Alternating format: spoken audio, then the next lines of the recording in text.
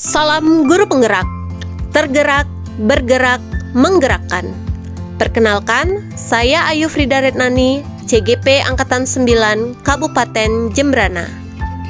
Pada kesempatan kali ini, saya akan menyampaikan koneksi antar materi modul 1.1 tentang kesimpulan dan refleksi pemikiran Ki Hajar Dewantara.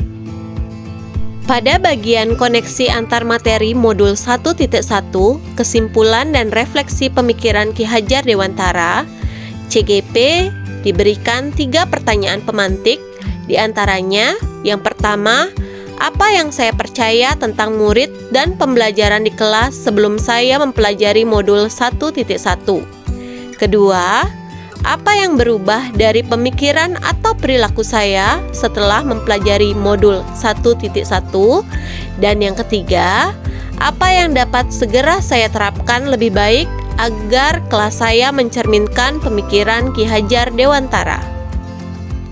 Sebelum mempelajari modul 1.1, saya beranggapan bahwa yang pertama, proses pembelajaran berpusat hanya pada guru. Pembelajaran dilakukan dengan mentransfer ilmu kepada peserta didik menggunakan metode ceramah. Peserta didik hanya menjadi objek dalam proses pembelajaran yang dilakukan. Yang kedua, saya beranggapan bahwa proses pembelajaran hanya terfokus pada aspek kognitif saja. Proses pembelajaran terfokus pada ketercapaian KKM dengan mengutamakan perkembangan kognitif peserta didik. Sebelum mempelajari modul 1.1 ini, saya juga beranggapan bahwa semua peserta didik memiliki gaya belajar yang sama. Tidak dapat dipungkiri bahwa setiap anak memiliki karakter serta gaya belajar yang beragam. Tetapi, dalam pelaksanaan proses pembelajaran, dilaksanakan secara monoton hanya dengan menggunakan satu metode saja. Selain itu, saya juga beranggapan bahwa tugas seorang guru hanyalah mengajar. Dalam proses pembelajaran, guru kurang mampu untuk menuntun dan menemukan potensi, minat, dan bakat peserta didik yang sesuai dengan kodrat alam dan kodrat zamannya. Nah, itu tadi adalah anggapan sebelum saya mempelajari modul 1.1. Setelah mempelajari dan memahami modul 1.1, yang berubah dari perilaku dan pemikiran saya adalah yang pertama, proses pembelajaran berpusat pada peserta didik. Pembelajaran dilakukan dengan melibatkan peserta didik secara langsung agar kegiatan pembelajaran lebih bermakna dan menyenangkan. Adapun pemikiran atau perilaku saya yang berubah setelah mempelajari modul 1.1 ini juga bahwa saya harus menciptakan pembelajaran yang menyeluruh. Dalam melaksanakan proses pembelajaran secara menyeluruh, yakni sesuai dengan ranah afektif, kognitif, psikomotor, sosial, dan spiritual. Sebagai seorang guru, kita harus memahami karakter peserta didik dengan cara menghargai berbagai karakter peserta didik yang beragam, seperti gaya belajar, minat dan bakat peserta didik, serta memberikan kebebasan kepada peserta didik dalam menyelesaikan tugas sesuai dengan kreativitas mereka. Setelah mempelajari modul 1.1, saya juga merasa bahwa tugas seorang guru adalah menuntun siswa sesuai dengan kodratnya. Menuntun siswa dalam mengembangkan potensi, minat, dan bakat yang disesuaikan dengan kekuatan kodrat alam dan kodrat zaman di dalam kehidupannya. Nah, itu tadi beberapa hal yang berubah dari pemikiran atau perilaku saya setelah mempelajari modul 1.1 ini.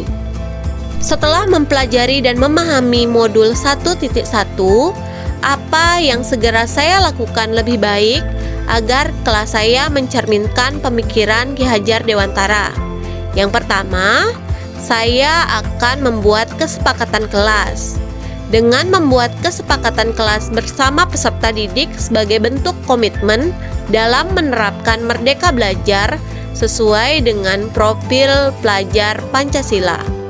Selain itu, saya juga akan menerapkan pembelajaran yang berpusat pada peserta didik dengan cara melibatkan peserta didik agar turut aktif dalam proses pembelajaran, agar terjalin kolaborasi dan tercipta suasana belajar yang menyenangkan. Saya juga akan berusaha menuntun peserta didik sesuai dengan kodratnya. Menuntun dalam mengembangkan potensi, minat, dan bakat peserta didik sesuai dengan kodrat alam dan kodrat zamannya. Saya juga akan menerapkan pembelajaran yang disesuaikan dengan profil pelajar Pancasila. Proses pembelajaran tidak hanya terfokus pada ketercapaian KKM yang hanya mengutamakan perkembangan kognitif saja, melainkan dengan melihat berbagai aspek yang harus dikembangkan seperti kemampuan afektif, psikomotor, spiritual, dan juga sosial. Adapun kesimpulan yang dapat ditarik dari 3 pertanyaan pemantik tadi, yang pertama, peran seorang pendidik adalah menuntun peserta didik sesuai dengan kodrat alam dan kodrat zamannya. Kedua, seorang pendidik haruslah melaksanakan pembelajaran yang berpusat pada peserta didik. Yang ketiga, pendidik memberikan kebebasan kepada peserta didik dalam menyelesaikan tugas sesuai dengan kreativitasnya. Dan yang terakhir, seorang pendidik sejatinya adalah pembimbing peserta didik. Pendidik atau seorang guru diibaratkan sebagai petani yang menanam padi, sekolah sebagai ladang atau sawah, dan benih padi yang akan ditabur adalah murid. Seorang petani dalam menanam benih di sawah tidak akan merubah kodrat padi untuk tumbuh dan berkembang menghasilkan jagung, palawija, dan sebagainya. Demikianlah koneksi antar materi modul 1.1 tentang kesimpulan dan refleksi pemikiran Ki Hajar Dewantara. Terima kasih.